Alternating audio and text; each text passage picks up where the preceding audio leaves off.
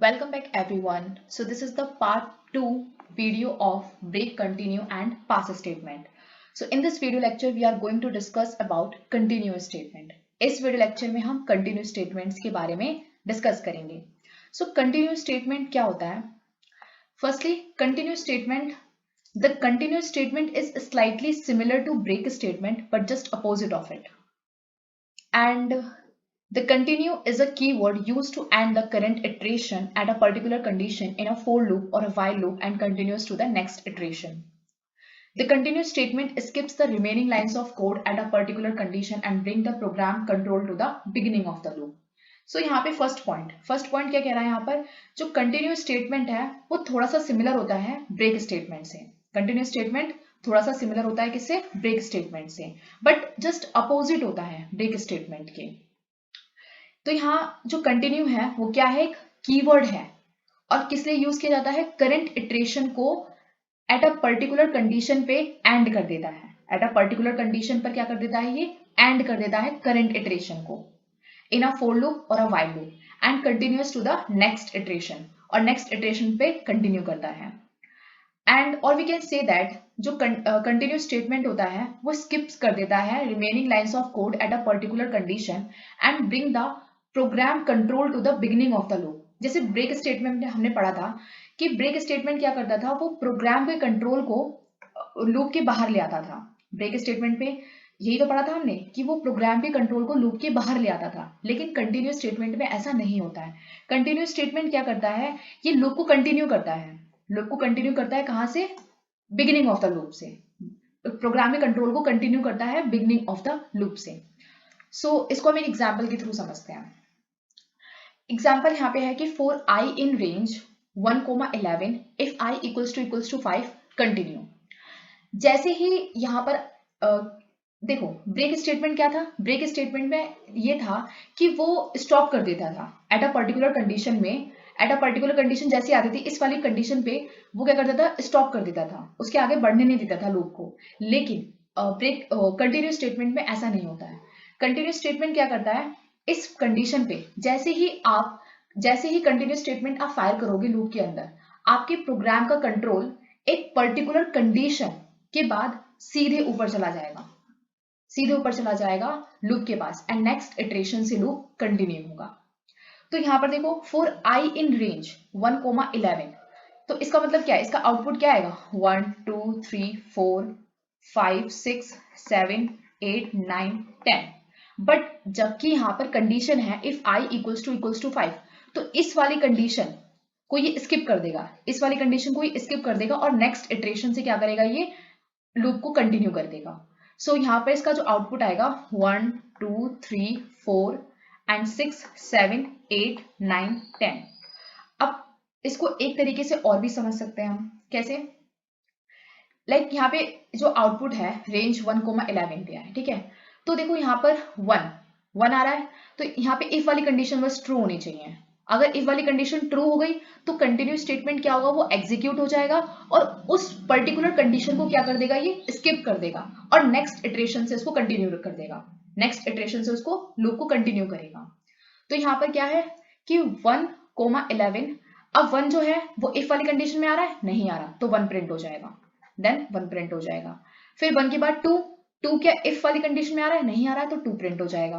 फिर 3 क्या इफ वाली कंडीशन में आ रहा है? नहीं आ रहा, तो 3 प्रिंट हो जाएगा. फिर 4 क्या इफ वाली कंडीशन में आ रहा है? नहीं, 4 प्रिंट हो जाएगा. लेकिन यहाँ पर क्या आ रहा है? 5 आ रहा है, तो 5 को क्या कर देगा? ये स्किप कर देगा, रोक देगा, इसको यहाँ पे प्रिंट नहीं करेगा. 5 प्रिंट नहीं करेगा. उसके बाद क्या करेगा? कंटिन्यू. वो फिर से दोबारा ऊपर जाएगा, लूप के पास जाएगा और वहां से ये नेक्स्ट इटरेशन को चालू करेगा. तो यहाँ पर क्या होगा? फिर 6 प्रिंट करेगा, 7 8 9 10. That's it. तो इसका आउटपुट क्या आएगा? 1 2 3 4 6 7 8 9 10. सो the output is this 1 2 3 4 5 6 7 8 9 10. That's it. इसको हम एक और एग्जाम्पल के थ्रू समझते हैं. For well in a string, if well equals to I, continue statements को फायर कर देना. अब जो ये प्रिंट वेल है ये लूप के अंदर है और ये वाला जो प्रिंट है ये लूप के बाहर है, तो ये तो प्रिंट हो जाएगा क्योंकि ये लूप के बाहर है. अभी जो ऊपर है फॉर वेल इन स्ट्रिंग, तो इसका यहाँ पे आउटपुट देखो. एस, क्योंकि ये इटरेशन करेगा तो यहाँ पर क्या एस आ जाएगा, एस, फिर टी, आर, आई, एन, जी। अब चेक करते हैं क्या क्या आउटपुट में आ सकता है यहाँ पर। ओके, सो एस, क्या इफ वाली कंडीशन में एस आ रहा है, ठीक है, ये प्रिंट हो जाएगा। फिर यहाँ पे चेक करेंगे नेक्स्ट टी, इफ में आ रहा है, नहीं आ रहा तो ये भी प्रिंट हो जाएगा। फिर आर आ रहा है, नहीं आ रहा तो ये भी प्रिंट हो जाएगा। लेकिन यहाँ पर आई है तो आई को क्या कर देगा, ये स्किप कर देगा, आई को प्रिंट नहीं करेगा। उसके बाद क्या, फिर ये यहाँ पे देखो, अब यहाँ पे यही चीज समझने वाली बात है कि ये इफ वेल इक्वल्स टू आई, यहाँ पे आई आ रहा है, इफ वाली कंडीशन में आई आ रहा है तो ये इसको स्किप कर देगा। यहाँ पे क्या होगा, कंटिन्यूस स्टेटमेंट एग्जीक्यूट हो जाएगा, इसको स्किप करके कंटिन्यूस स्टेटमेंट एग्जीक्यूट हो जाएगा और ये फिर लूप के पास जाएगा और फिर नेक्स्ट इटरेशन से इसको कंटिन्यू करेगा। तो इसको स्किप करके फिर नेक्स्ट इटरेशन क्या है, एन, फिर एन को प्रिंट कर देगा एंड देन जी प्रिंट कर देगा। तो इसका जो आउटपुट आएगा that is S T R N G. और क्योंकि ये प्रिंट जो है, प्रिंट दी एंड, ये फोर लूप के अंदर नहीं आ रहा है, ये लूप से बाहर है, तो ये भी प्रिंट होगा यहाँ पर। सो दी एंड, इसका आउटपुट आ जाएगा। So the output is S T R N G, the end. Okay, अब यहाँ पे इसको अगर समझ गए तो फिर ब्रेक स्टेटमेंट और कंटिन्यूस स्टेटमेंट का जो डिफरेंस है वो आप समझ जाओगे। तो ये मैंने डिफरेंशिएट किया है दोनों को, कैसे कि ब्रेक क्या करता है, वो एक पर्टिकुलर कंडीशन पे लूप को रोक देता है, प्रोग्राम के कंट्रोल को लूप के बाहर ले आता है। तो यहाँ पे इसीलिए 1 2 3 4 और 5 के बाद ये at a particular condition i equals to 5 पे ये लूप को रोक देगा। तो ये तो हमारा था ब्रेक स्टेटमेंट। लेकिन कंटिन्यूस स्टेटमेंट क्या करेगा, ये इसी पर्टिकुलर कंडीशन पे लूप को दोबारा कंटिन्यू करता है, इस पर्टिकुलर कंडीशन को स्किप कर देगा और उसके बाद लूप को नेक्स्ट इटरेशन से कंटिन्यू करेगा।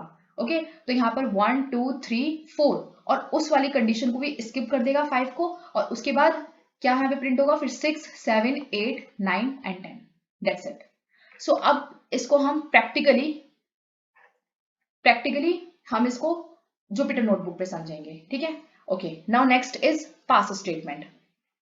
पास स्टेटमेंट क्या होता है कि pass statement does nothing and it can be used when a statement is required syntactically but the program requires no action.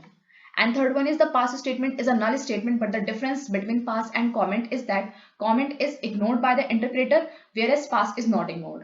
तो यहाँ पे देखो पास स्टेटमेंट, फर्स्ट लाइन, पास स्टेटमेंट का कुछ नहीं करता, सबसे पहले तो वो कुछ भी काम नहीं करता है। वो सिर्फ क्या करता है, जब भी कोई प्रोग्राम में एरर थ्रो हो रहा है, किसी भी, जैसे हमें वो पर्टिकुलर कोड चाहिए, लेकिन वो क्या है, पर्टिकुलर कोड क्या है, वो एरर थ्रो कर रहा है, तो वहां पर हम पास लिख देंगे, तो जिससे कि वो एग्जीक्यूट तो हो जाएगा लेकिन एरर थ्रो नहीं करेगा। It can be used when a statement is required syntactically, मतलब हमें सिर्फ एक सिंटेक्स के रूप में चाहिए, वो जो कोड है वो हमें सिर्फ एक ऐसा in the form of syntax चाहिए, लेकिन वो क्या है, वो प्रोग्राम का कुछ एक्शन ना हो। ओके, पास स्टेटमेंट को हम as a null statement consider करते हैं। But the difference between pass and comment is that comment is ignored by the interpreter. यहाँ पे कॉमेंट क्या है, वो इंटरप्रेटर के द्वारा इग्नोर किया जाता है। कमेंट को हम ऐसे तो लिखते हैं हैशटैग करके, तो ये क्या करता है, ये इग्नोर किया जाता है कमेंट को। लेकिन पास स्टेटमेंट इंटरप्रेटर के थ्रू इग्नोर नहीं किया जाता है, ठीक है। पास स्टेटमेंट जस्ट क्या करता है, वो एग्जीक्यूट कर देता है कोड को, एरर थ्रो नहीं करता है। ओके, यहाँ पे देखो, if true pass else print high, ठीक है। इफ वाली कंडीशन में मुझे यहाँ पे कुछ कंडीशन देनी थी यहाँ पे, लेकिन मैंने यहाँ पे कंडीशन को नहीं लिखा, मैंने just as it is pass लिख दिया, क्योंकि मुझे ये एग्जीक्यूट कराना है, दैट्स इट। मुझे यहाँ पर एल्स वाली कंडीशन को एग्जीक्यूट कराना है, इसीलिए मैंने यहाँ पर इफ ट्रू में सिर्फ पास लिख दिया। अगर मैं यहाँ पर ये पास नहीं लिखती तो ये क्या करता, ये एरर थ्रो करता, इसीलिए मुझे यहाँ पर पास लिखना पड़ा, ठीक है। और मुझे यहाँ पर एल्स वाली कंडीशन को प्रिंट कराना है, तो प्रिंट हाई प्रिंट हो जाएगा। नेक्स्ट कंडीशन, डेफ माई फंक, पास। अगर हम एज इट इज डेफ माई फंक लिखेंगे तो ये एरर थ्रो करेगा, लेकिन अगर हम पास लिख देंगे तो ये एरर थ्रो नहीं करेगा प्रोग्राम, दैट्स इट। इतना ही पास का रोल था। अब इसको हम प्रैक्टिकली जुपिटर नोटबुक में समझेंगे। Okay, so let's jump to the Jupyter notebook. So अभी अपने जुपिटर नोटबुक में है, तो यहाँ पर हम फर्स्ट एग्जांपल लेते हैं, 4i in range 1, 11 and if I equals to 5, continue.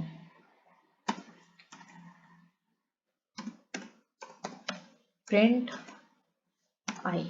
Shift के साथ एंटर प्रेस करेंगे तो देखो इसने सिर्फ इस पर्टिकुलर कंडीशन को क्या कर दिया, स्किप कर दिया, और उसके आगे क्या हुआ, ये कंटिन्यूस स्टेटमेंट एग्जीक्यूट हो गया और ये डायरेक्टली ऊपर लूप के पास चला गया और इसने नेक्स्ट इटरेशन को कंटिन्यू किया 6, 7, 8, 9, 10। एक और एग्जांपल लेते हैं, एक और example for well in string, for well in string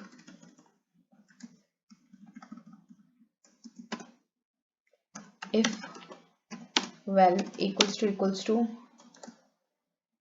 I,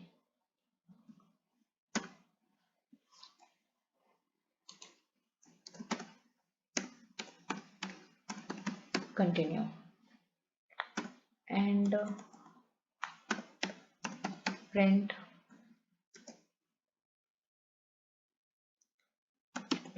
well,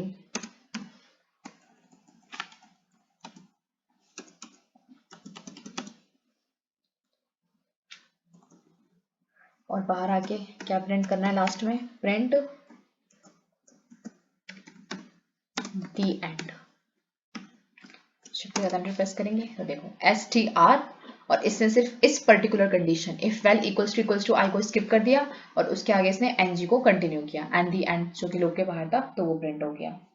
एक और एग्जांपल लेते हैं यहाँ पर हम, like for I in range 1, 6 print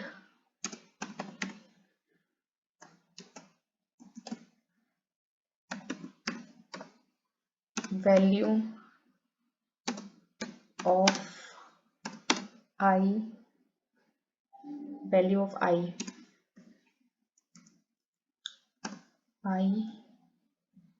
यहाँ पे कंडीशन देंगे if I equals to 4,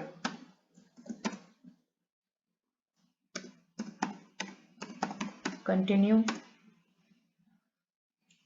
और प्रिंट सेकेंड लाइन,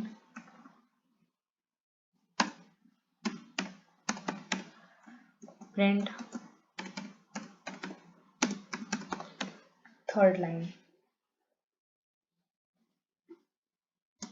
बस इतना ही ले लेते हैं।